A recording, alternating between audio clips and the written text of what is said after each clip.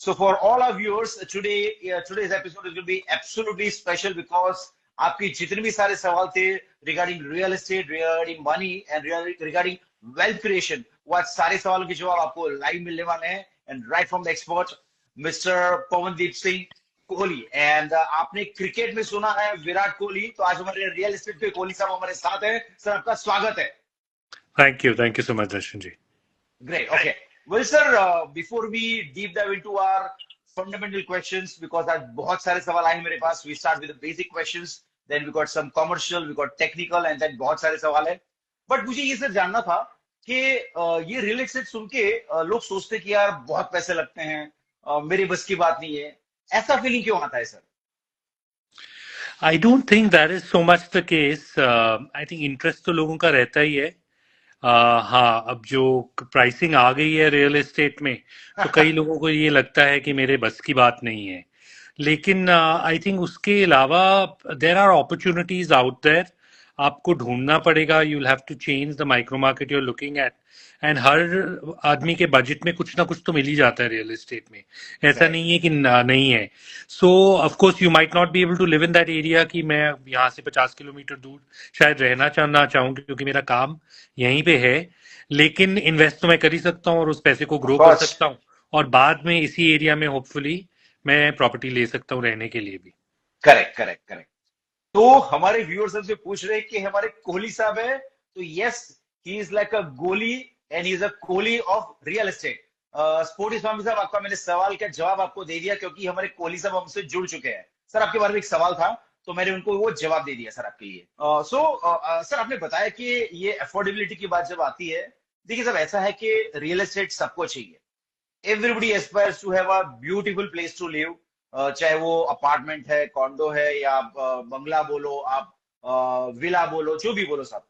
पर एक fundamental issue ये रहता है कि क्या ये मैं इसे अफोर्ड कर पाऊंगा।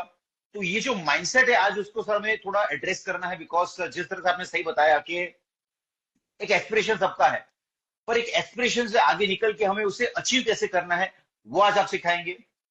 And before we further go into the basic questions, sir आपकी स्टोरी बताइए, बिकॉज हम व्यूअर्स को बताना चाहते हैं कि सर आप किस तरह से रियल एस्टेट में आए and then you move into the luxury real estate segment, तो उसके बारे में थोड़ा बताइए। So basically by training I am a software engineer. That's how I started my career in Bangalore. तो life वैसे ही शुरू हुई थी। First 4-5 years of my career I was in the software industry, and then we somehow moved into a business of commodity and stock broking, and वहाँ से into wealth management. And then very quickly हमें ये realize हुआ north India में in particular कि अगर आप wealth management कर रहे हैं तो 90% of most clients wealth is in real estate, maybe more, 90% से भी ज्यादा ही पैसे रियल एस्टेट में होते हैं। तो अगर वेल्थ मैनेजमेंट करनी है तो रियल एस्टेट मैनेजमेंट करनी पड़ेगी। That's where we got into the business of real estate में पोर्टफोलियो मैनेजमेंट करना, उनके लग्जरी एसेट्स मैनेज करना, कमर्शियल एसेट्स मैनेज करना। इसी तरीके से धीरे धीरे करके by about 2009-10 we had completely entered the real estate space.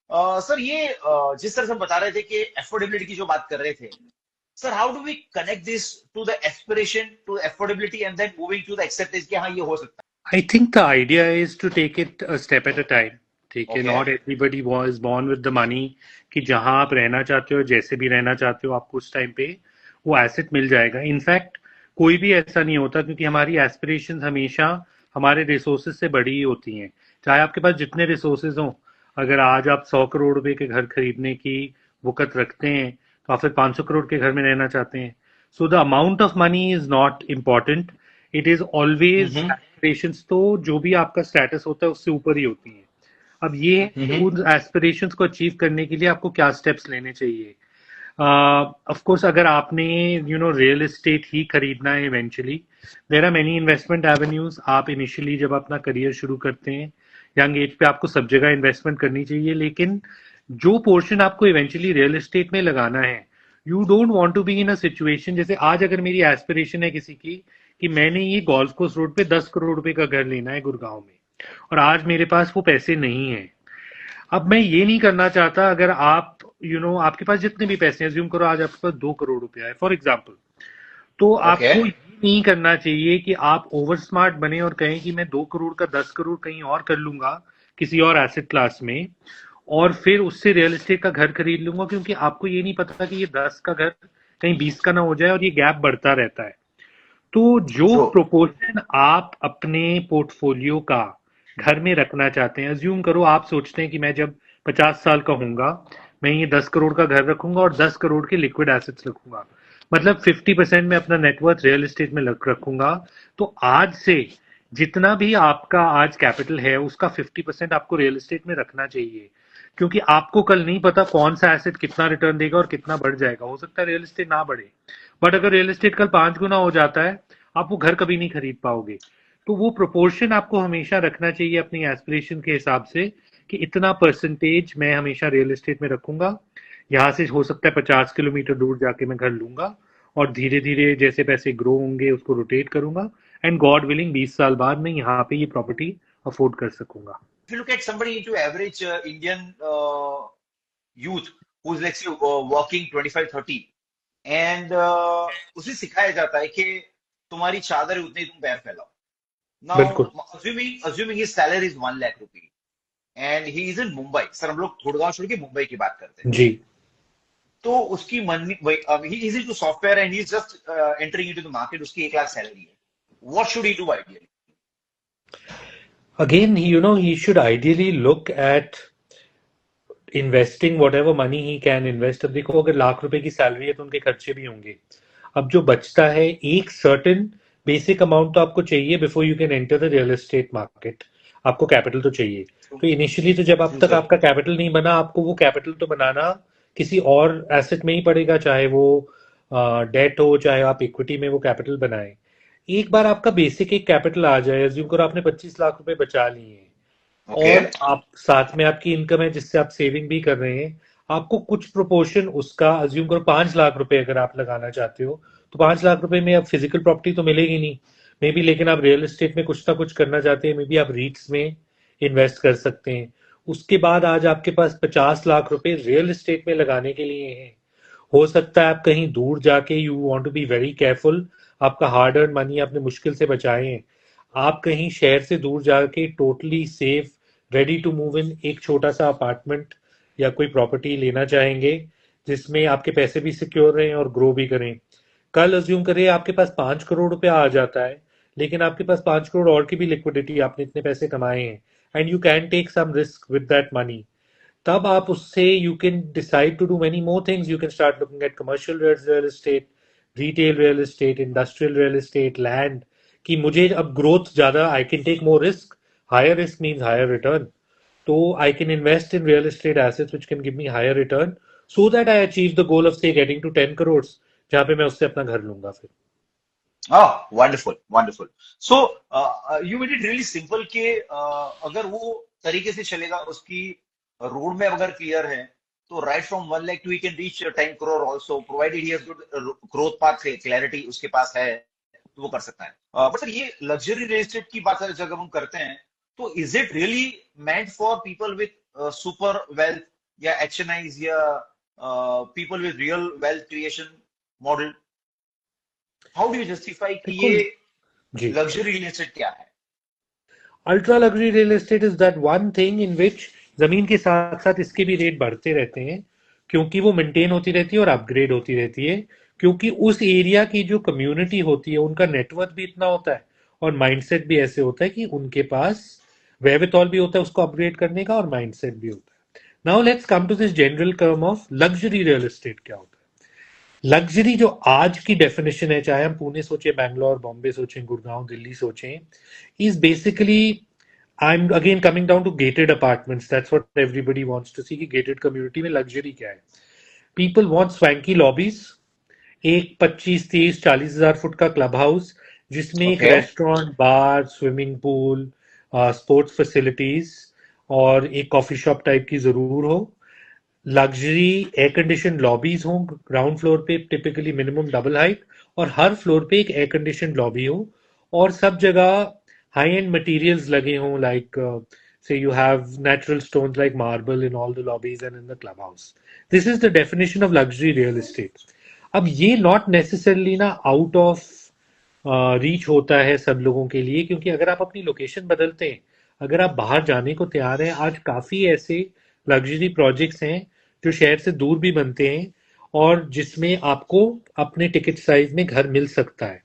दूसरा, आज का जो माइंडसेट है लोगों का, वो छोटे फ्लैट खरीदने को तैयार है। ओके 15,000 रुपए पर स्क्वायर फुट से आपको बेसिक लग्जरी एक कम्युनिटी मिल सकती है। Okay something like with a club house, with a lovely club house, हो सकता है उसमें ओके टाइल्स लगी हो वेरी हाई एंड मार्बल की जगह, विद ग्रेट लॉबीज, सारी फैसिलिटीज के साथ, और आपकी फ्लोर लॉबीज भी अच्छी हो, और जिसमें आपको अपार्टमेंट में वेरी अच्छे बाथरूम्स और बनी हुई kitchen, modular kitchen with appliances मिल जाए। 15,000 रुपए फुट, राइट? ये मैं स्पेसिफिकली नॉर्थ इंडिया गुड़गांव की बात कर रहा हूँ। May be okay other location जहां 10-12,000 रुपए फुट में भी मिल जाए, and some location like Bombay जहां 20,000 रुपए फुट में ये आए। ओके अब ओके ऐसी प्रॉपर्टी आज के जमाने में लोग छोटा फ्लैट लेने को तैयार हैं। There lot of dink families, double income, no kids, जिनको सिर्फ एक 2 बेडरूम फ्लैट 1,000 फुट में चलता है। तो अगर मैं ओके 12 से 20,000 रुपए फुट की बात कर रहा हूँ, मतलब 1.25 करोड़ से 2 करोड़ के बीच में आपको ऐसा घर मिल सकता है जिसको हम लग्जरी डिफाइन करते हैं, in very good locations in the cities. तो ओके इतना भी आउट ऑफ रीच नहीं है। I know this is also significant money, but इतना भी आउट ऑफ रीच नहीं है। 1.25 करोड़ से 2 करोड़ के बीच में एक कोट करेक्ट लग्जरी घर मिल सकता है। since you've been dealing with ultra luxury HNIs, you mentioned about family offices on your site which we studied.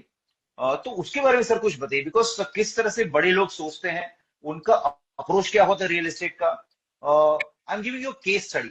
Assuming you have a client जिसके पास 100 करोड़ का फंड है, यू नो के he is worth 100 crore.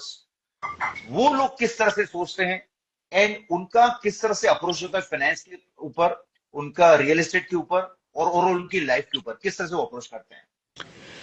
So, see, the biggest mindset difference is that they look at real estate as an operating business and not as an investment, right? तो okay उन्होंने वहां पे returns हमने उनके लिए engineer करके देने हैं। We have to give them a okay plan.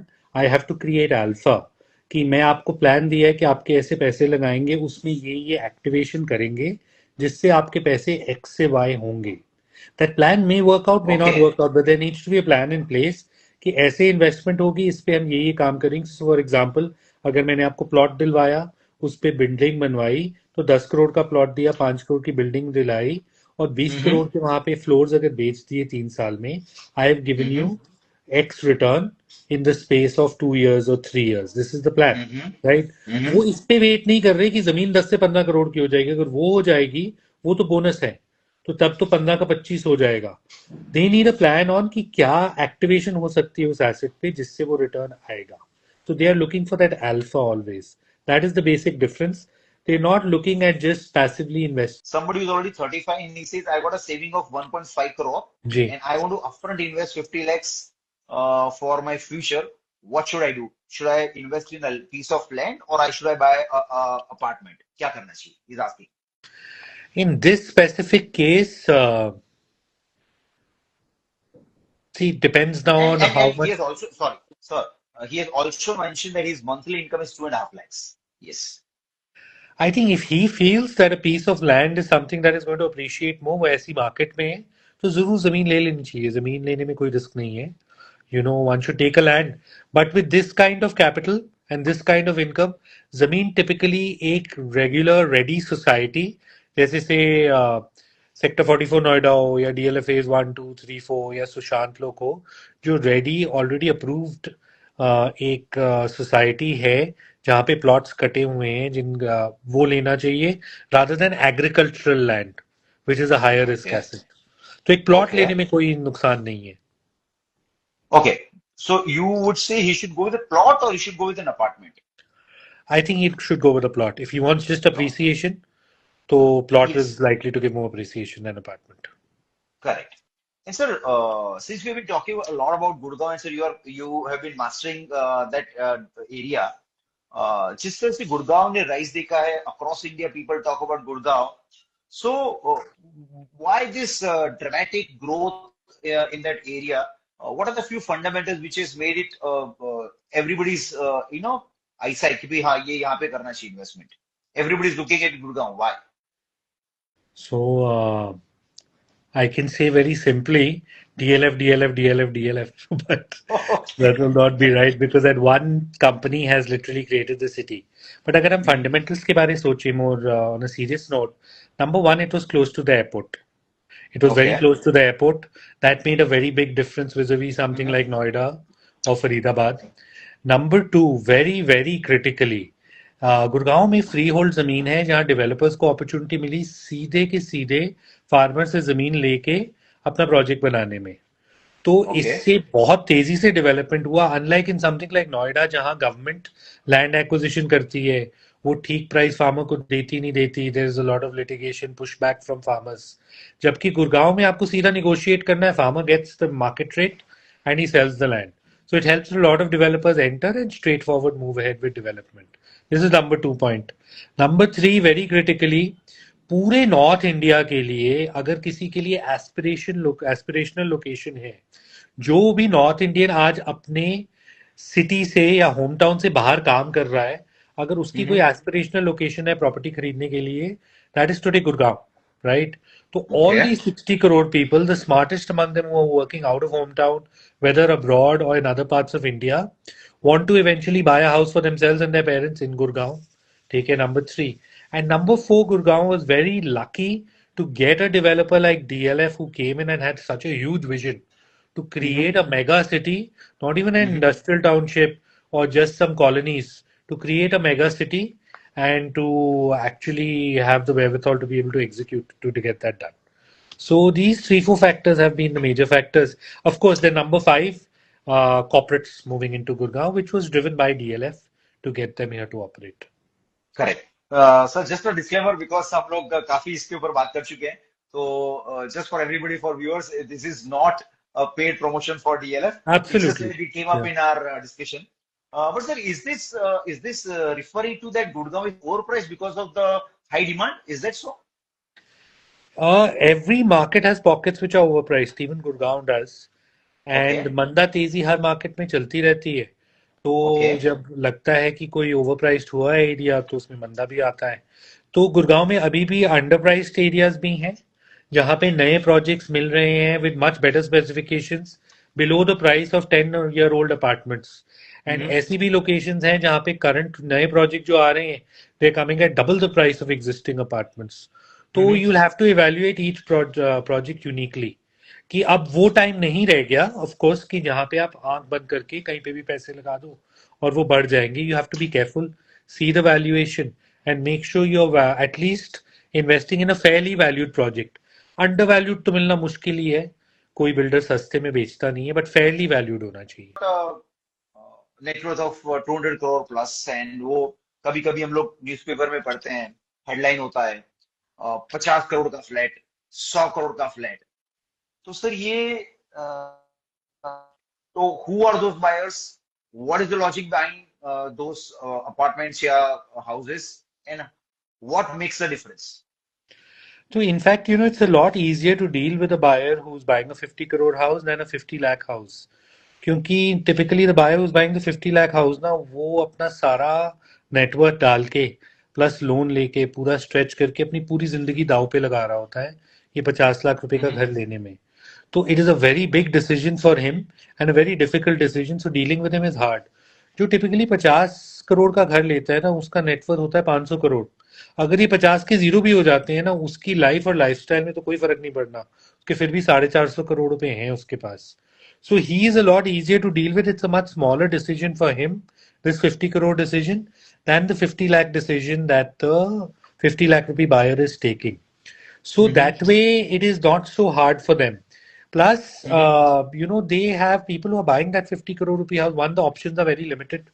So they are not exploring anywhere and everywhere. The 50 lakh rupee buyer, he moves another 3 kilometers, कहता है 500 फुट और मिल गए और 10 किलोमीटर जाता है कहता है 1000 फुट और मिल गए everything is open to him lot of compromises are there 50 crore रुपए का जो बायर है उसने तो कोई कॉम्प्रोमाइज नहीं करना उसने ऑलरेडी प्री डिसाइड किया हुआ है कि ये दो तीन प्रॉपर्टीज हैं इन्हीं में मैंने लेना है ठीक है इसमें मुझे डील करनी है so it is pretty easy to deal with them they can take decisions much more quickly because decisions are kind of made for them और वैसे ही उनके पास ऑप्शन लिमिटेड है इस टिकट साइज में तो actually it's not Okay. that hard dealing with the ultra HNI clients. And do they buy for themselves or what is the logic? क्या होता है सर? मेजॉरिटी तो सर देखो उस टिकट साइज में गुड़गांव मार्केट में of course there have been lot of investors in that ticket size who have bought ultra luxury flats but typically it will be an end user who will invest that kind of money in a residential property क्योंकि India में and north India में in particular the yields that we get on residential real estate are 2 से 2.5%, right?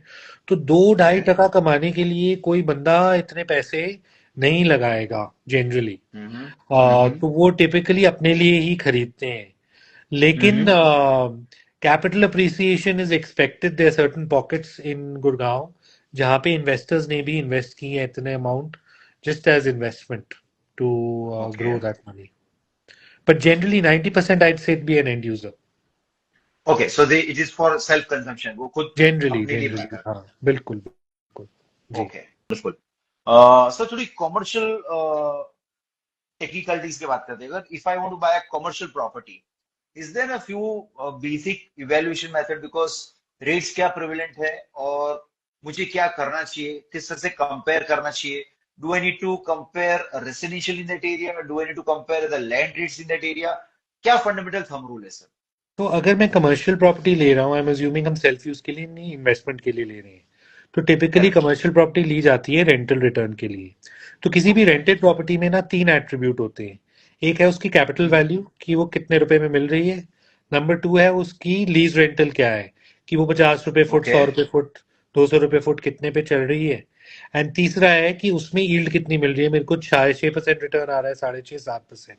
अब ये जो तीनों attribute होते हैं ना ये किसी एरिया के लिए टिपिकली माइक्रो मार्केट के लिए सेट होते हैं so say if I am in some micro market उसमें अगर कैपिटल वैल्यू एक टाइप की बिल्डिंग के लिए अलग अलग टाइप की बिल्डिंग्स हो सकती हैं तो एक से B plus grade commercial building है उसमें 20,000 रुपए फुट का रेट है तो मुझे वो प्रॉपर्टी 20,000 रुपए फुट पे ही दूसरी बिल्डिंग में मिलनी चाहिए अगर उस माइक्रो मार्केट में 100 रुपए फुट का रेंटल है राइट तो जो मेरा टेनेंट है जो मैं प्रॉपर्टी खरीद रहा हूँ उसका रेंटल भी 100 के इर्द गिर्द ही होना चाहिए 95 और 105 के बीच और अगर उस मार्केट में जैसे गुड़गांव में टिपिकली 6.5% पे डील होती है तो 6.5% की यील्ड पे ये एसेट मिलना चाहिए ये तीनों ओके। पैरामीटर्स मैथमेटिकली तो कनेक्टेड है लेकिन अगर इनमें से एक भी आउट ऑफ वैक आपको दिखा ना कि 6.5 की जगह अगर आपको 7.5% रिटर्न मिल रहा है आपको इमीडिएटली आपके कान खड़े हो जाने चाहिए कि दूसरे दो पैरामीटर्स में कोई तो झोल है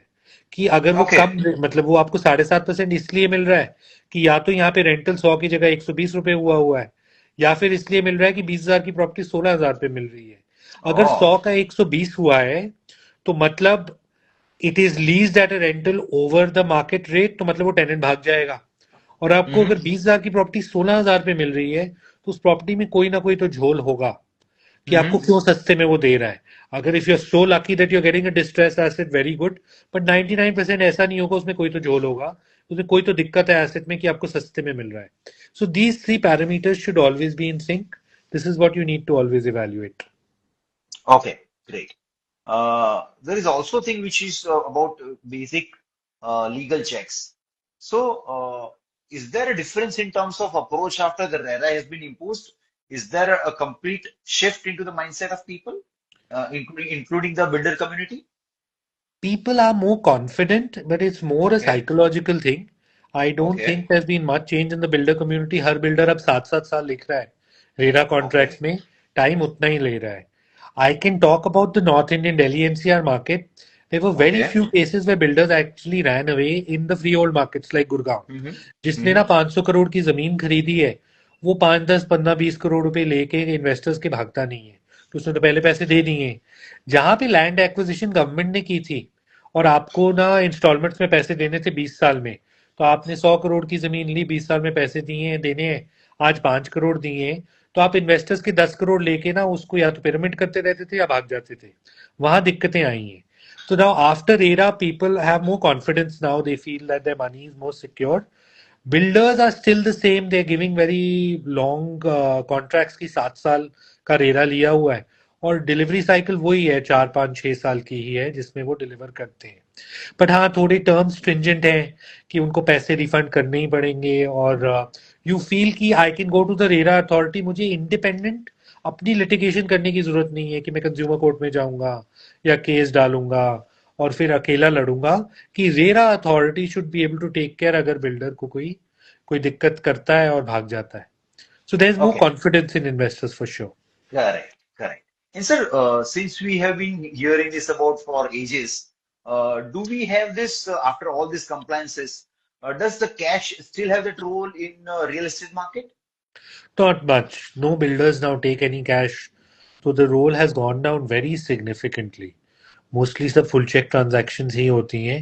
रीसेल में कुछ होता होगा तो होता होगा for old legacy properties. Developer market में तो बिल्कुल ही नहीं है. It's all done in full cheque above board. 90% buyers loans भी लेते हैं. तो it's a very clean market.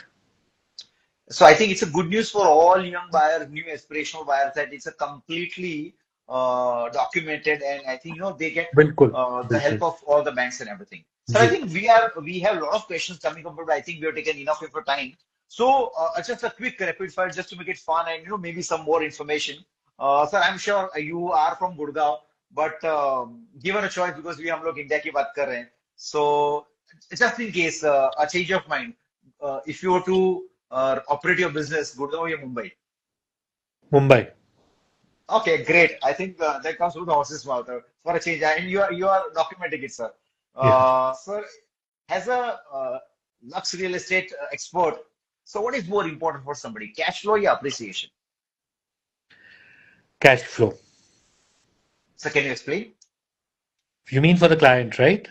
Yes, sir. I think cash is king. Appreciation का तो कुछ पता नहीं ना, वो कब जाएगा नहीं जाएगा. It can depreciate and it can appreciate. So that Correct. Is more risk oriented. People are looking for cash flow generally. Okay. Sir तो मुझे यहाँ से एक टेढ़ा सवाल आ रहा है सर, माफ कीजिएगा. मैंने ये भी पढ़ा था बिकॉज मैं आज ये सोशल मीडिया का जमाना है, तो ये भी कहते हैं सर कि rich don't bye properties, rich don't bye houses. Sir ये सही है क्या? I don't think so. India में ये माइंडसेट नहीं है. नॉर्थ इंडिया में तो बिल्कुल नहीं है. North okay. इंडिया में तो 80-90% नेटवर्थ लोग रिच प्रॉपर्टी में और अपने घर में ही लगाते हैं. और घर और ओन्ड घर बहुत जरूरी है यहाँ पे to establish your status in society. तो नॉर्थ इंडिया में बिल्कुल ऐसा नहीं है. बट मुझे लगता है west India is a little different. Maybe Bombay में भी little different but north India में नहीं. एवरीबडी सर ओन्स सर ये लैंड. इसका कॉन्सेप्ट क्या है, why rich don't buy house, ये कॉन्सेप्ट कहाँ से आया? मतलब आप ना उसी पैसे से अलग अलग प्रॉपर्टीज का लुफ्त उठा सकते हो रेंट पे रह के. And you can may be make more return on your money elsewhere. कि आप सेम प्रॉपर्टी में ही इन्वेस्ट कर सकते हो but you might make more money in a commercial property और land rather than buying your own house. So they may sir मैं not buy ऐसा भी a सोच house. सकता हूँ ना सर, मैं ऐसे भी सोच सकता हूँ कि मैं 5 करोड़ का अपार्टमेंट ले रहा हूँ, उससे अच्छा मैं 2 करोड़ का अपार्टमेंट लेता हूँ और 3 करोड़ में कहीं पे इन्वेस्ट करूंगा इक्विटी में. बिल्कुल बहुत लोग ऐसे करते हैं. I feel a lot of people do that. North में कम करते हैं. नॉर्थ में मेजोरिटी पैसा तो आपकी घर में ही चला जाता है. बट हाँ एक थोड़ा अमाउंट घर पे लगा के balance one can invest in equity. Correct, because sir आपके पास तो दोनों तजुर्बे, because you have been the best of both the worlds, you have been into जी. Wealth management also. So what is the ideal approach sir, क्या करना, how much should you put in of your net worth into real estate, which is I like think self I occupied. think you should put a lot of your net worth. You can put at least 50% of your investable amount in real estate, but not in your house. House is not an Okay, investment, it's a liability for you. क्योंकि वो तो आप कभी जिंदगी में नहीं बेचोगे ना unless बहुत ही दिक्कत नहीं आएगी. तो correct. House should not be more than ideally 20% of your net worth. Balance Okay, अगर आप इन्वेस्ट कर रहे हो 40% आप रियल एस्टेट में ही इन्वेस्ट करो अलग अलग एसेट क्लासेस में. और बैलेंस 40% आप लिक्विड इन्वेस्टमेंट्स में डाल सकते हो डेट एंड इक्विटी में. great. I think you help to sort out those a lot of queries. Uh, so which is a better city for youngsters, Bangalore or Gurgaon? Gurgaon. Great. If you look at a global, which is the best global hub in terms of real estate? So Dubai or Singapore? Dubai no comparison. Okay. Uh, few queries. So pre-launch, you're ready to move in. Pre launch. Okay. And sir, why? You will अगर आप ठीक deal ले रहे हो you will get it at a significant discount. Ready to move अच्छा. In में ना सारी अप्रिसिएशन चली गई होती है. तो हम टिपिकली ये बोलते हैं कि आप ना 4 चवन्नियां दे के 2 रुपए की चीज बना लेते हो लॉन्च प्रोजेक्ट में. अगर ओके। आज आपको 10 करोड़ का घर लेना है, 2.5 करोड़ की प्लानिंग आप कर सकते हो। 2.5 करोड़ आपका इनिशियल कैपिटल है। 2.5 करोड़ आपने सोचा है 1-1.5 साल बाद देना है ना, एक छोटी सी प्रॉपर्टी पड़ी है वो बेच दूंगा, 2.5 करोड़ का उसके बाद लोन ले लूंगा, एंड फिर लास्ट 2.5 करोड़ आएगा 4-5 years later, I see I may have some other cash flow I might be getting, कोई बोनस मिल सकता है। हम्म। अगर आज मैं आपको बोलूँ ना 10 करोड़ रुपए का घर लेना है, बहुत मुश्किल काम है। You will have to do all your planning, sell what hmm. Ever you have to sell and sit with the money. And ये 4 साल में आपकी एक्सपेक्टेशन रहती है कि ये 10 रुपए की चीज 12, 15, 20 की हो जाए। तो आप 12, 15, 20 छोड़ो, अगर ये 10 रुपए की चीज 13 की भी हो जाती है ना, you will land up with an IRR of close to 20 to 25%, twenty हाँ, परसेंट क्योंकि आपने, कंफर्टेबली ऑन योर मनी, क्योंकि तोड़ तोड़ के पैसा दिया है। तो हाँ दो आपने you two made crore thirty दिया है। Percent return on the value of the property, since आपने तोड़ तोड़ के पैसे दिए हैं ना, 20-22% रिटर्न आपको आ गया पैसे पे, which is fantastic. Correct, so you mention the pre launch. Yes. Perfect. Sir दो चीज छोटी सी बता दीजिए कि प्री लॉन्च में अगर मैं बाय कर रहा हूँ 2, 3, 4, 5 करोड़ की प्रॉपर्टी, मुझे एक या दो चीज क्या ध्यान रखनी चाहिए? सबसे जरूरी ना प्री लॉन्च, आप एक अलग मार्केट से बोल रहे हैं, यहाँ पे प्री लॉन्च का मतलब होता है pre RERA. I would not invest in that, कि रेरा होना चाहिए। Pre okay. Launch yes, but it should be after RERA. ये बिफोर रेरा वो नहीं होना चाहिए। नंबर टू, जो सारे बिल्डर आपको बेचेंगे ना, वो पेमेंट प्लान बेचेंगे कि आपको 30%, और ब्रोकर भी बेचेंगे कि 30% दोगे, उसके बाद आपको एग्जिट मिल जाएगा। कि 30% दोगे, अगर प्रॉपर्टी का प्राइस 15% भी बढ़ गया, 10 करोड़ की 11.5 करोड़ हुई, आपने तो 3 करोड़ ही दी, आपको 50% रिटर्न आ गया, आप एग्जिट करो। You should only invest in pre launch in a property जिसके पूरे पैसे देने की आप में हिम्मत हो, कि 10 करोड़ की प्रॉपर्टी है तो मैं 4 साल में 10 करोड़ दे सकता हूँ। ये नहीं कि मैं 3 ही दे सकता हूँ और मैं उस पर लेवरेज करके ट्रेडिंग कर रहा हूँ, एफएनओ खेल रहा हूँ। वो नहीं होना चाहिए। दीज टू थिंग्स, एंड यही दो ट्रैप्स होते हैं, कि प्री रेरा लोग इन्वेस्ट कर देते हैं और दूसरा लेवरेज कर देते हैं, कि जी 10 करोड़ की चीज 3 करोड़ के साथ खेल जाते हैं और फिर मर जाते हैं। Very important, very important. I think this was a very important piece of advice sir. Okay, one red flag which is for any property deal, जो आपके एक्सपीरियंस से बता सकते हैं, one red flag. More than anything else, say if I am buying a property, जिससे मैं खरीद रहा हूँ वो ज्यादा जरूरी है कंपेयर टू मैं क्या खरीद रहा हूँ या प्रॉपर्टी के पेपर क्या है। So that person is very critical. If you are not comfortable as a buyer with the seller or as a seller with the buyer, should not do the deal. पर sir एक follow up सवाल, सारा digital दुनिया है, हम लोगों से deal करते हैं, people are so smart, sophisticated, digitally smart, and then of course you meet in person over a period of time. How would you learn that sir? नहीं मिलोगे तो सही ना, इंडिया में तो मीटिंग में ही मिलना होती है मिलना होता है सर, मिलना प्रॉपर्टी होता की है, डील। दैट इज मिलना वेरी होता है। Critical, knowing who you are dealing with, because one mistake and अगर कोई भी प्रॉपर्टी में दिक्कत आती है ना, अगर बंदा आपके आगे ठीक है, वो आपके लिए सारे इशू सॉर्ट आउट कर देगा। कल हम्म। आपको कोई दिक्कत आई, आप पैसे नहीं पूरे दे पाए, वो आपके पैसे भी वापस कर देगा। कल आप उसकी प्रॉपर्टी में कोई दिक्कत निकल के आई या रजिस्ट्री में कोई दिक्कत आ गई, बाद में आप 5 बार बुलाओ वो आ भी जाएगा।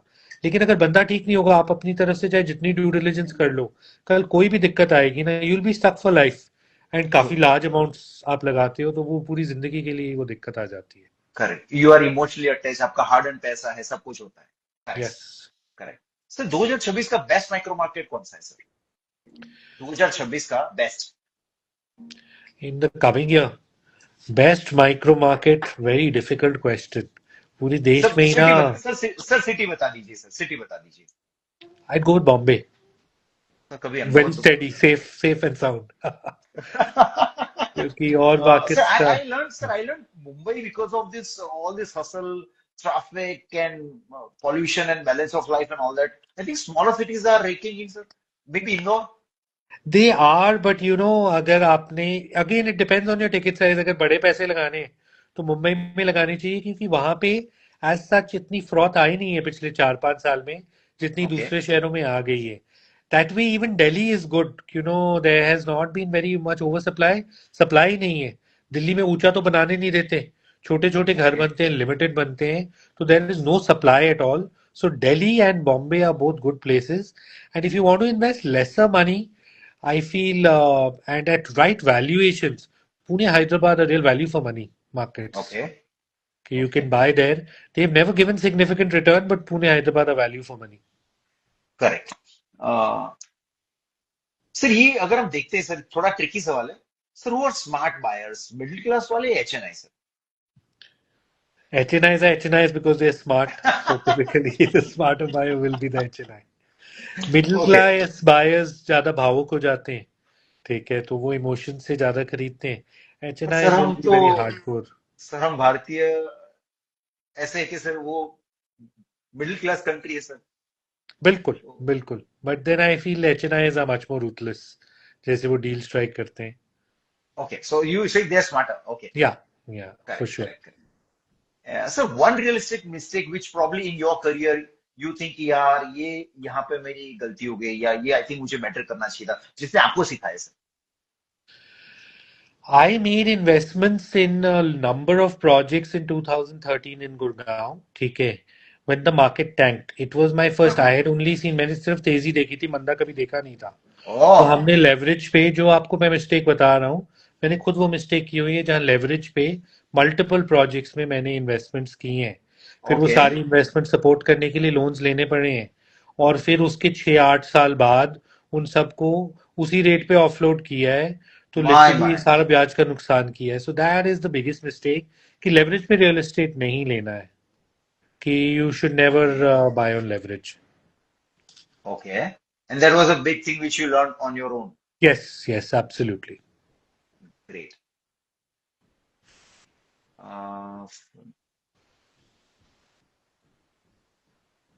ओके सो पेंट हाउस या farm house? Farm house. Okay. जमीन. एंड सर आप फैमिली ऑफिस में स्पेशलाइज करते हैं, पर सर आज यूट्यूब का जमाना है, there are big YouTubers which are happening, there are lot of social media influencers which are making raking in money, so what would you say? What is the approach of a family office investor and any influencer which you have dealt with? उनके approach इसमें क्या फर्क होता again I didn't understand that, कि family offices की approach किस चीज में. है? Those who are investing with you, because आप you have been dealing with family offices and then family office investors, versus the new age investors which is coming in from social media, basically YouTubers and everybody. Any difference of approach in their investment style? कि जो YouTubers अगर investment करें, या फिर you saying कि जो नई generation है फैमिली ऑफिसेज की, they expose to social media. So of Correct. course, abhi information is much more.